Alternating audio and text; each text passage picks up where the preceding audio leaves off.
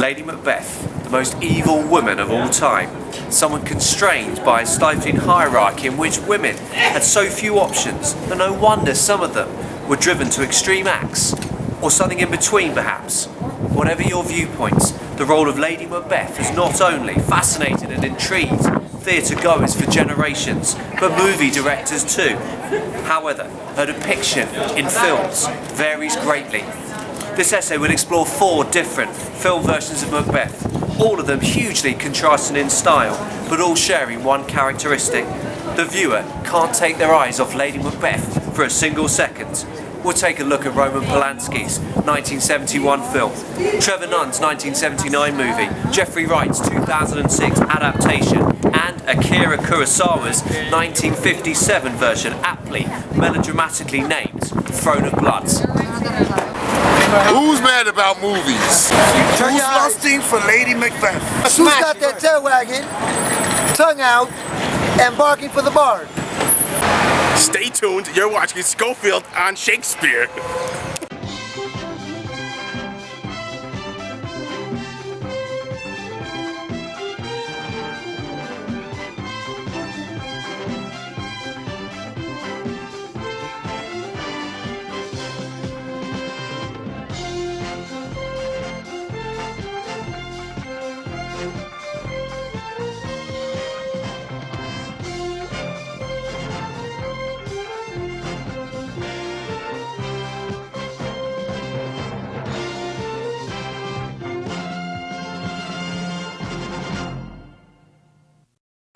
Let's start with Roman Polanski's 1971 acclaimed version of the film. Lady Macbeth was played by Francesca Annis, who was just 26 when the film was released. We first see her in a beautifully rustic and harmonious courtyard, receiving her husband's prophetic letter. As the youthful Lady Macbeth reads her letter, she is surrounded by farmyard animals. A group of geese hop contentedly and waddle away from her.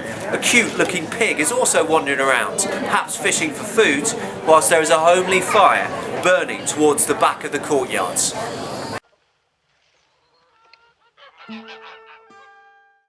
Clearly, Polanski is aiming to reproduce the feel of the Middle Ages, the period in which the play is set, 1040. During that period, households wouldn't have been able to shop in Heron Foods, Iceland, or even Tesco for their foods, their everyday needs. They would have needed to be agriculturally self-sufficient. So the presence of pigs, geese, and other farmyard animals within a large castle's courtyard realistically represents the setup of a wealthy member of the aristocracy, which Macbeth is during that time. Moreover, it gives a serenity to Lady Macbeth's character that is not seen in other film versions, most notably the intense Victoria Hill in Geoffrey Wright's 2006 production and the more theatrical Dame Judi Dench in Trevor Nunn's 1979 version. The first time we hear Lady Macbeth's own words and thoughts rather than her voice reading, Polanski has Annis stroking 2 large dogs within the spacious courtyards. This Lady Macbeth has long, beautiful auburn hair and a flowing blue robe which accentuates her femininity and frailty. As she says, "Glams thou art and God, and shall be what thou art promised." the dogs approach her making small whining noises, clearly craving attention and affection. This Lady Macbeth is happy to oblige, showing that at this stage of the film she has a softer, more caring side. Her mind has not yet been taken over by the single-minded obsession for power that would destroy her mind. However, significantly, Polanski highlights Lady Macbeth's importance to both the plot to kill Duncan and to the play as a whole by introducing her earlier than Shakespeare intended. In Shakespeare's original, Lady Macbeth appears after Duncan has announced his successor and invited himself to stay with his loyal thane Macbeth. In Polanski's, Lady Macbeth appears before and even sends Macbeth a letter urging him to hurry home. Hie thee hither, that I may pour my spirits in thine ear. She wants to be a part of it, is already thinking about her husband being king of the hill, top of the heap. This alteration to Shakespeare's text makes this apparently fragile, beautiful young woman seem less passive and more decisive, and foreshadows her authoritative behaviour towards her husband in later scenes. When Macbeth returns home to his castle, his wife seems genuinely delighted to see him. Again, she is seen tying her hair into pigtails, eagerly running to the window to spy his arrival.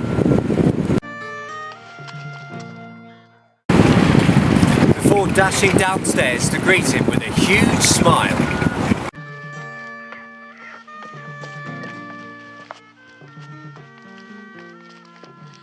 Great love. Macbeth lifts her up from the ground and carries her upstairs while she beams at him with her arms around his neck. This is not the behaviour of a woman who is solely motivated by power and ambition, but that of a warm human being who loves her husband and is prepared to show that love. Her delight seems far too natural to be interpreted merely as a means of buttering up her husband before using womanly wiles to ensure he follows up the witch's predictions. Although of course we do know that Lady Macbeth is generally supposed to be an excellent actress. A strong physical relationship between the pair is suggested by the way they quickly remove themselves to one of the upstairs rooms. Macbeth lies down comfortably whilst his wife sits by his head, removes a gold chain and kisses him passionately and happily. Transported me beyond this ignorant present, and I feel now the future in the instant. My dearest love.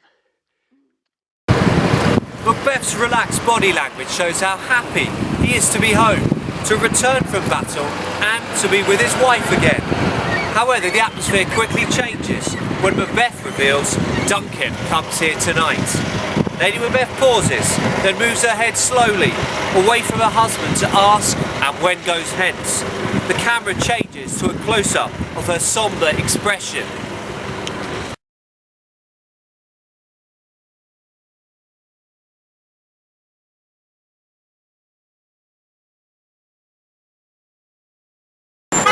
Which remains on her even when Macbeth responds that Duncan intends to leave the following day. Polanski is clearly giving early clues about who will wield the most power in this relationship. As Macbeth begins to draw up from his lying position, Lady Macbeth giggles slightly crazily and caresses her husband's face with her left hand, saying, Your face, my Thane, is as a book where men may read strange matters. Note the contrast between them. Not only is Lady Macbeth's assurance shown in her hand moulding her husband's cheek, but also in their very different facial expressions. Macbeth's eyes look anxious, pleading, almost dog-like, whilst Lady Macbeth has a small, sparkling smile. At this early stage, it is clear that Lady Macbeth is the most comfortable with the idea of a fatal attack on their king. Geoffrey Wright's 2006 production of Macbeth is a huge contrast to Polanski's. Set in the 21st century Melbourne underworld, Macbeth is a key member of a criminal drugs community who sees an opportunity to attain more power and money by killing gang leader Duncan.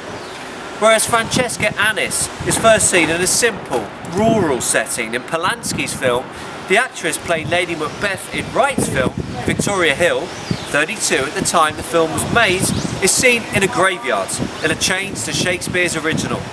In a blink and you'll miss it moment, amidst the opening credits, Lady Macbeth is seen after three schoolgirl witches have feistily walked past her husband, having earlier declared ominously to meet with him. Her reflection is seen on her new tombstone. She is kneeling down, placing flowers, crying bitterly.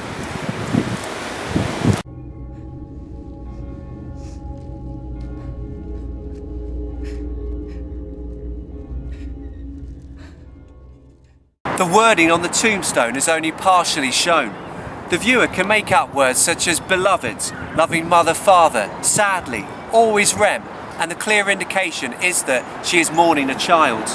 This draws the audience to her immediately and makes them sympathise with her, although it is harder to sympathise in any depth at this stage without knowing the circumstances of the child's death or even anything about the parents. The next time the viewer sees Lady Macbeth is a considerably less sympathetic moment. Macbeth returns from his shootouts with rival gangs and subsequent promotion to the ownership of the Cawdor nightclub to find his wife passed out in the bath, presumably from drugs.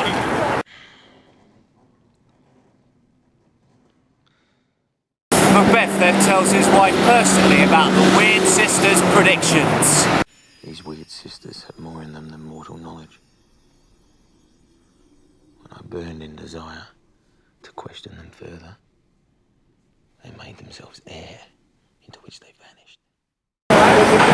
The setting is completely different from Polanski's rustic castle. The Macbeths are lying together on a lavish double bed with a beautifully carved headboard and glorious gold bedding.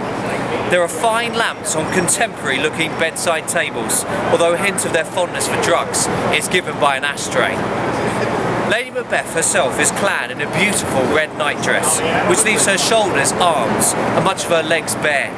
Macbeth is clearly sexually attracted to her, as seen in the way his right hand strokes and caresses one side of her body.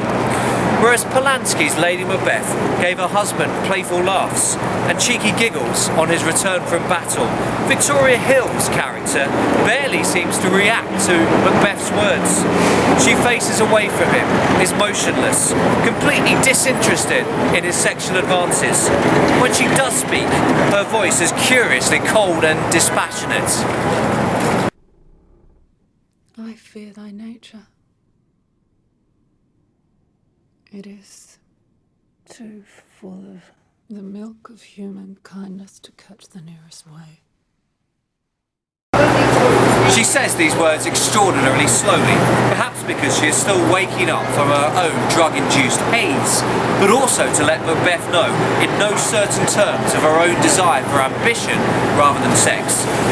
It is of course important to note that what Lady Macbeth is criticising her husband for is something society traditionally values: kindness, consideration, compassion.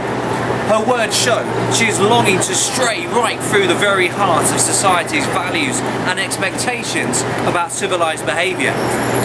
Following Lady Macbeth's rather withering put down that her husband is ambitious but without the illness should attend it, in other words, he doesn't have the guts to achieve what he wants to, Macbeth swings round on top of his wife and kisses her passionately, often a traditional precursor to sex. Her reaction is telling.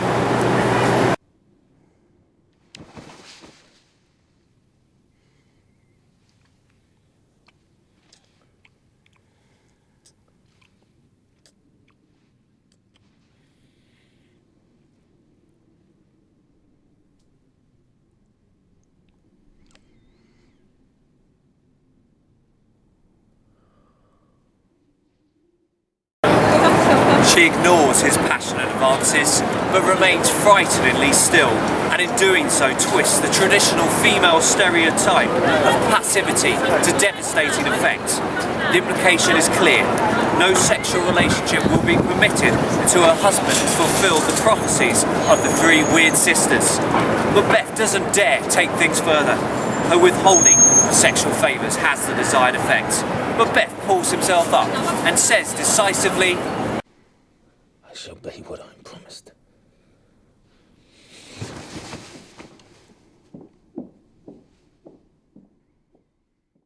This line is a significant change from Shakespeare's original, in which Lady Macbeth reads her husband's letter before declaring, "Glamest thou art, and Cawdor, and shalt be what thou art promised."